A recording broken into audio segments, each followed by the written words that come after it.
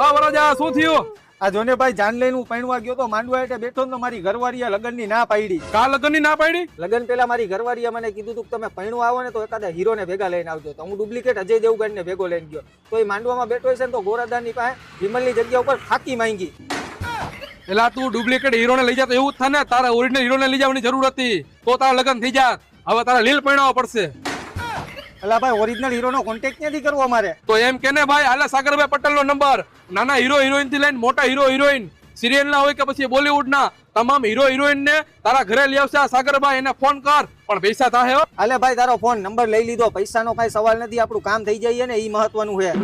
હાલો એનું કામ તો થઈ ગયું. તો હવે હું મુંબઈ જઈને તમને સાગરભાઈ સાથે મુલાકાત કરાવી દઉં. જો મિત્રો, ભારતમાં તમે કોઈ પણ જગ્યાએ રહેતા હોય, તમારા ઘર આંગણે સેલિબ્રિટીને બોલાવી છે, તમારા ઘરે બર્થડે ફંક્શન હોય,